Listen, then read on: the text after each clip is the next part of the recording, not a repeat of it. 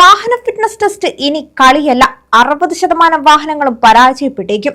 വാഹന ഫിറ്റ്നസ് പരിശോധന യന്ത്രവൽകൃത സംവിധാനത്തിലേക്ക് മാറുമ്പോൾ വിജയ ശതമാനത്തിൽ ആശങ്ക തുടരുകയാണ്. 60% വാഹനങ്ങളും പരാജയപ്പെടാനാണ് സാധ്യത. നിലവിൽ വാഹനങ്ങളുടെ ക്ഷമത വിലയിരുത്തുന്നത് ഉദ്യോഗസ്ഥരായിരുന്നു. എന്നാൽ യന്ത്രവൽകൃത സംവിധാനത്തിലേക്ക് മാറുമ്പോൾ വാഹനത്തിന്റെ സസ്പെൻഷൻ, ബ്രേക്ക്, സ്റ്റിയറിംഗ്, ലൈറ്റുകൾ തുടങ്ങിയ സർവ്വ ഘടകങ്ങളും കമ്പ്യൂട്ടർ യന്ത്രവൽകൃത സംവിധാനത്തിലൂടെ വിലയിരുത്തപ്പെടും. നല്ല രീതിയിൽ പരിപാലിക്കുന്ന വാഹനമേ ടെസ്റ്റ് പാസ്സാവുകയുള്ളൂ. കേന്ദ്ര സർക്കാരിന്റെ നിർദ്ദേശപ്രകാരമാണ് ഓട്ടോമാറ്റഡ് വെഹിക്കിൾ ടെസ്റ്റിംഗ് സ്റ്റേഷനുകളിലേക്ക് സംസ്ഥാനവും നീങ്ങുന്നത്. ടെസ്റ്റിംഗ് കേന്ദ്രങ്ങൾ തുടങ്ങാത്ത സംസ്ഥാനങ്ങൾക്ക് ഫിറ്റ്നസ് ഫീസ് സ്വീകരിക്കുന്നത് കേന്ദ്ര സർക്കാർ നിർത്തിവച്ചിരുന്നു.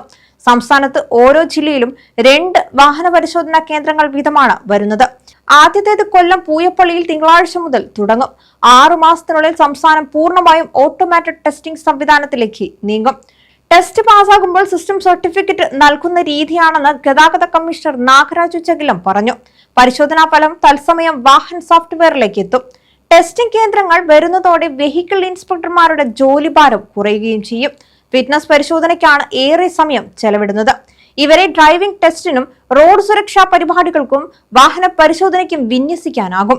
ഫിറ്റ്നസ് സർട്ടിഫിക്കറ്റ് വിതരണത്തിന് ഇൻസ്പെക്ടർമാരെ നിയോഗിക്കണമെന്നാവശ്യപ്പെട്ട് അസിസ്റ്റന്റ് വെഹിക്കിൾ ഇൻസ്പെക്ടർമാരുടെ സംഘടന കമ്മീഷണർക്ക് നിവേദനം നൽകിയിരുന്നെങ്കിലും കേന്ദ്ര മാനദണ്ഡങ്ങൾക്ക് എതിരായതിനാൽ നിഷേധിച്ചിരുന്നു.